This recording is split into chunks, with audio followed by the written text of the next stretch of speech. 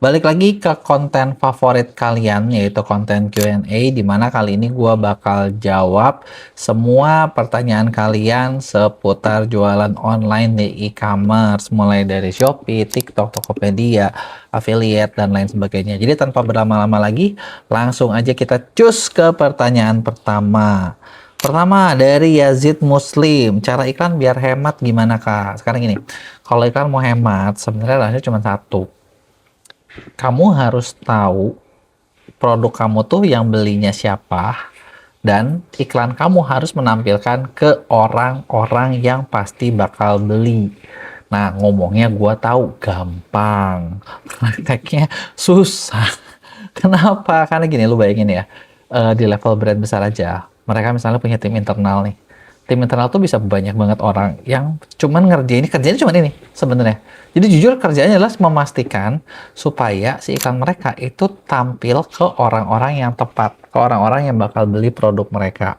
Nah, cara eksekusinya gimana? Nah, ini panjang. Mulai dari pertama nih, kita bikin buyer persona dulu, udah gitu target marketnya siapa, dicobain, bener apa enggak, evaluasi, perbaikan lagi, evaluasi lagi, perbaikan lagi, dan seterusnya. Gitu. Itu secara teknisnya. Kalau sekarang JMP Max kayak gimana? Sama, justru itu kelihatannya kayak makin gampang, tapi sebenarnya makin rumit.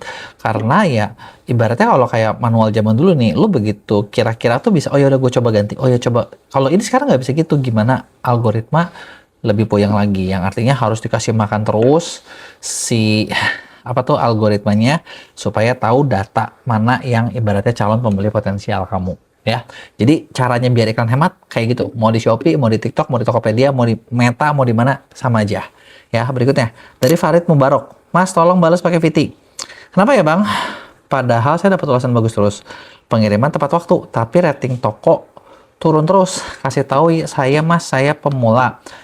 Oke, ini di mana nih platformnya? Tapi kayaknya kalau ketika kamu ngomong pakai VT, mungkin di TikTok kali ya.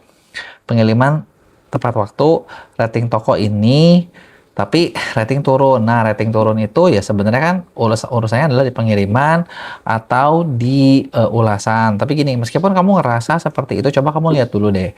Kayak ulasan yang munculnya segitu. Terus banyaknya orang yang nggak ngasih ulasan. Itu satu. Kedua, tepat waktu tuh kayak gimana nih tepat waktunya? Karena kan ada yang namanya apa tuh SLA-nya tuh beda-beda tuh. Ada paket yang mana harus berapa jam, yang mana harus berapa jam. Seperti itu. Dan dilihat juga berapa banyak order yang kamu dapat. Ada juga promotion point, PQP gitu kalau di TikTok gitu ya. Nah, promotion quality point itu juga itu ngaruh. Jadi harus tahu nih kira-kira yang bikin poin kamu turun tuh bagian mananya. Atau ada pelanggaran nggak gitu. Itu juga bisa mengaruh gitu ya. Nah, terus Irfan Syadan. Saya pengen dong Kak Shopee Mall. Oke. Bijak. Gue selalu setuju kalau misalnya orang bikin mall ya, menurut gue bijak sih. Karena kenapa gitu ya, mau Shopee Mall, TikTok Mall, whatever mall gitu ya. Karena gini, basicnya ya, kalau lu punya brand, ini yang gue merasa ya, makin lama tuh kayaknya platform tuh pasti ngejar yang memang udah punya brand-brand aja deh, gitu. Mereka pengennya ngejarnya yang mall-mall aja gitu kan. Mall memang admin lebih mahal gitu ya, tapi kan lu dapat support lebih banyak, dan satu lagi yang nggak bisa dibeli, trusted gitu. Gue termasuk orang yang kalau beli, kalau ada mallnya gue bakal beli mall dibandingin yang biasa. Tapi ya balik lagi ya, strategi bisnis tentuin lu sendiri jualnya seperti apa. Nah, buat bikin mall, yang paling penting itu adalah lu punya brand, dokumentasinya ada, legalitasnya ada semua, gitu kan. Dan poin paling susah jujur adalah di Haki. Udah daftar Haki belum? Karena Haki itu yang repot, daftarnya sih gampang ya, maksudnya bayar juga nggak mahal gitu, memang aturannya jelas, tapi 1 tahun baru keluar. Nah, kalau udah beres semua, kalau udah punya Haki, lu bisa kontak tim gua, kita bisa bantuin biar urusan lu lebih gampang dan lebih cepat. Ya, nah, terus Digo, saya niat mau jualan online, tapi bingung mau lepas profesi, takutnya kurang minat. Sebenarnya kalau menurut gua ya, kamu mau jualan online, terus kamu ngelepas profesi, nggak sayang tah? Dan sebenarnya yang gue pengen tanya adalah tujuan jualan online buat apa? Mau jadi kaya? Atau memang lu punya passion tertentu yang mau dibikin gitu loh. Kalau cuma mau jadi kaya, maksud gue ya nggak perlu lepas profesi lah. Banyak kok cara buat jadi kaya selain jualan online gitu kan. Nah, atau memang kamu punya passion tertentu yang memang itu bisa disalurkan lewat online, atau pengen bantu masalah tertentu yang bisa disalurkan lewat online. Nah, itu baru gitu. Karena gini, kalau jadi seller tuh jujur ya, makin kesini tuh kalau kata gue nggak gampang sih. Susah, challenging, menantang gitu ya. Menghasilkan nggak? Menghasilkan, tapi menghasilkannya butuh waktu. Dan kadang, iya profesi, misalnya udah punya profesi steady ya, terus begitu pindah langsung, itu nggak bijak. Karena belum tentu ketika kamu jualan online, hasil kamu bakal lebih besar kok daripada profesi kamu. Gitu. Terus udah gitu BWG Freedom. Kalau saya seorang seller, membangun tim affiliate internal, bisa ikut MEA, sebenarnya kita nggak ngurusin buat tim affiliate internal. Jadi kalau kamu mau bikin tim affiliate internal gitu ya, kita nggak ngurusin karena yang kita ngurusin adalah kita punya banyak kreator. Kamu bisa kerjasama dengan kreator kita itu di MEA. Tapi kalau lu pengen bangun tim affiliate internal, lu coba ke Affiliate Academy. Itu salah satu sister company gue kerjasama dengan beberapa kreator TikTok yang mungkin cukup terkenal juga kayak Kodenis Koper, Kak Ferini, sama Miss Content. Nah, kita di Affiliate Academy lagi punya program itu buat bantuin seller bikin tim affiliate internal, bukan tim affiliate internal sih lebih tepatnya, lebih bantuin ngebangunin affiliate internalnya brand kamu gitu. Jadi kalau mau itu, lu mungkin bisa ngobrol sama tim gua bakal jelasin seperti apa isinya, itu bisa. Ya, berikutnya Farah Ahda Salsabila, cara daftar TikTok Go sebagai pemilik toko atau merchant gimana? Nah, ini nih kabar gembira nih, baru mau dibuka nih ya. Sebenarnya udah dibuka sih dari kemarin, tapi syaratnya cukup tinggi.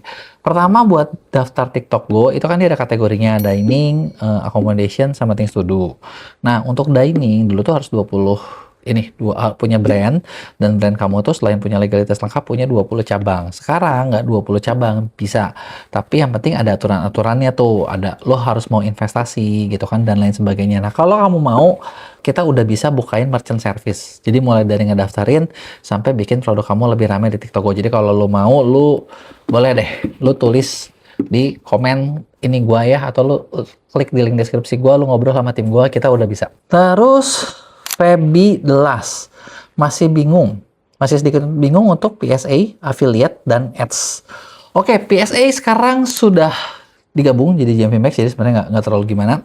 Affiliate ya sebenarnya kamu nggak usah bingung sih, kalau affiliate tuh kerja sama orang, nanti orang yang bakal bikinin konten promosi kamu. Tapi ada yang namanya ACA, jadi nggak adsin buat affiliate gitu ya. Itu juga sebenarnya kalau misalnya kamu JMP Max juga itu udah otomatis yang ngebangunin itu, yang bikin itu masuk. Dan satu lagi ads ya, kalau ads ya memang boost buat kontennya banyak gitu ya. Sebenarnya basicnya adalah PSA kan produk shopping ads dulunya ya. Jadi artinya produk lo yang ditampilin di ShopTab, di pencarian dan lain sebagainya. Kalau affiliate memang orang bikinin konten lo, kontennya ada, mereka punya traffic, ada kemungkinan penjualan, tapi ya trafficnya terbatas sesuai traffic mereka ya. Nah, kalau kamu ads itu ya sebenarnya kamu maksudnya kamu meningkatkan, membooster semua channel marketing kamu. Jadi kalau mau dari ngomongin kamu banyak bikin konten kamu bakal lebih rame. Kamu banyak live kamu jadi lebih rame gitu loh. Kamu misalnya PSA kamu lebih rame. Bahkan kamu banyak yang affiliate kamu bakal dapat view yang lebih banyak, penjualan lebih banyak gitu ya. Dan itu dia sih bedanya sebenarnya. Nah, terakhir dari Jason, Bang, untuk model iklan baru pertama buka toko minimal budgetnya berapa? Sebenarnya budget gimana di platformnya ya, disesuaikan dengan platformnya.